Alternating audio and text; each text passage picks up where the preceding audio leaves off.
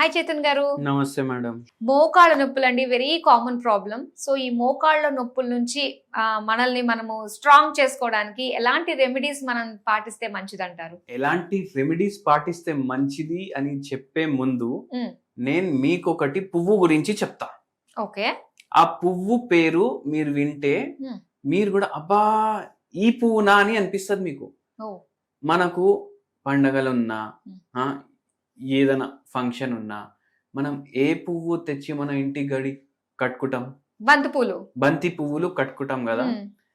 ఈ బంతి పువ్వుల్లో ఉండేది మెడిసినల్ ప్రాపర్టీ ఉంటాయి, చాలా ఉంటాయి. ఏంటంటారు అనేసి అనిపిస్తుంది కదా. ఈ బంతి పువ్వులు నెక్స్ట్ డే మనం తీసి పడేస్తాం చెత్తకుండీలో, అంతే అవునా కదా?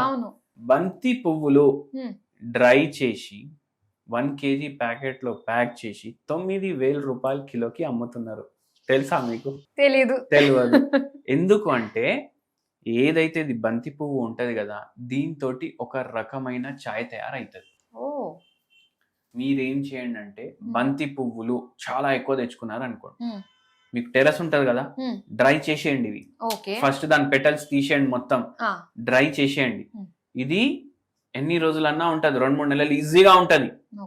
రోజు వాటర్ బాయిల్ చేసి 2 చెంచాలు దాంట్లో వేయండి, బాయిల్ చేయండి, చాయ్ లాగా తయారైపోతుంది కదా. ఆఫ్ చేయండి, స్టవ్ ఫిల్టర్ చేయండి. ఇది డైలీ మార్నింగ్ ఒకసారి నైట్ ఒకసారి తాగండి. ఇది తాగితే ఏమైతుంది చెప్తాను నేను మీకు.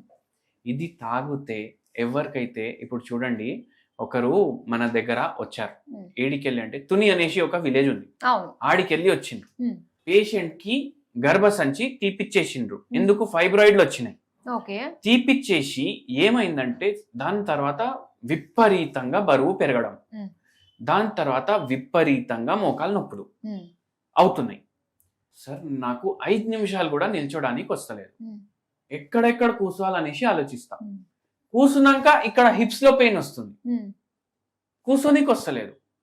మళ్ళా కొద్దిసేపు కూర్చోగానే మళ్ళా కొద్దిసేపు నిల్చోవడం, ఇదే అయిపోయింది. గుజ్జు అరిగిపోయింది మోకాల్లో, గుజ్జు అరిగిపోయి ఆ పేషెంట్ కి అసలు భరించలేకపోతున్నారు.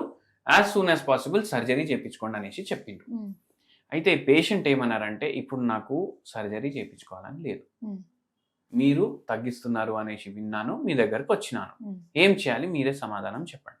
ఈ పేషెంట్ కి కూడా ఈ టీ తాగమని చెప్పినాము, దాంతో పాటు హోమియోపతి మందులు ఇచ్చినాము. ఇది చేసి కూడా 8-9 ఏండ్లు అవుతుంది. ఈ రోజు వరకు పేషెంట్ ఆపరేషన్ చేయించుకోలేదు. గ్రేట్.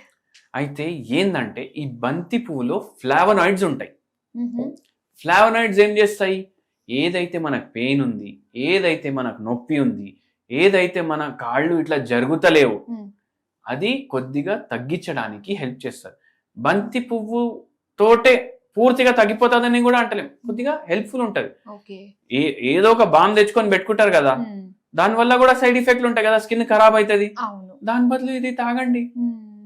అయితే అట్లా డిఫరెన్స్ ఉంటది.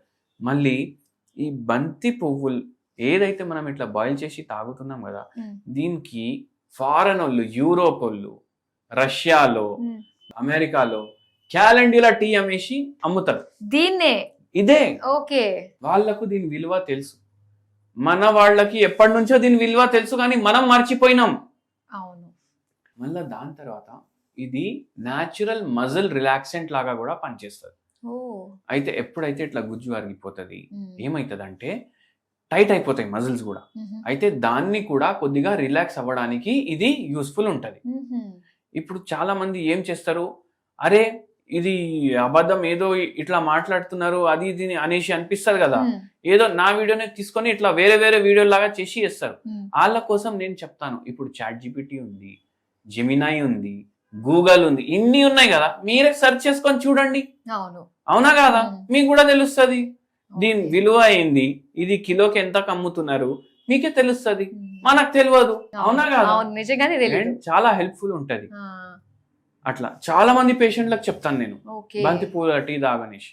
రోజుకి 2 పూటలు తాగాలి. మళ్ళీ ఇంకోటి, ఫ్రెష్ బంతి పువ్వు ఉందనుకోండి, కొద్దిగా వాటర్ లో బాయిల్ చేసుకున్నారు అనుకోండి, ఇప్పుడు ఫిల్టర్ చేసుకుంటారు కదా, ఫ్రెష్ దాంతో చేసుకున్నారు మీరు బంతి పువ్వుల టీ, క్యాలెండ్యులా టీ చేసుకున్నారు.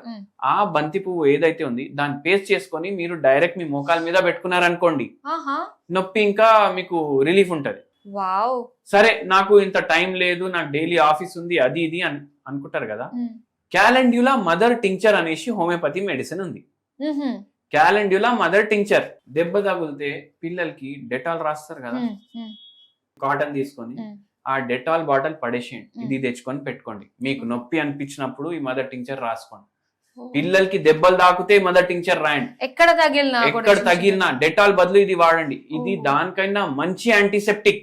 ఓ, ఇది కూడా బంతి పువ్వుతోటే తయారు చేస్తారు. సూపర్. అట్లా మనకి తెలిసిన వాటితోటే ఇన్ని రకాలుగా చేసుకోవచ్చు అని చెప్పేసి అనిపిస్తుందండి. చుట్టూనే ఉన్నాయి మనకి. చాలా బాగుందండి. సో ఈసారి పండగ వచ్చినప్పుడు బంతిపూలు పాడేయడం కాదు, చక్కగా డ్రై చేసుకుని టీ చేసుకుని తాగాల్సిందే. చాలా మంచి రిజల్ట్స్ పొందొచ్చు అనమాట. చాలా మంచి ఇన్ఫర్మేషన్ మాకు ఇచ్చినందుకు థ్యాంక్ యూ సో మచ్ అండి. Thank you.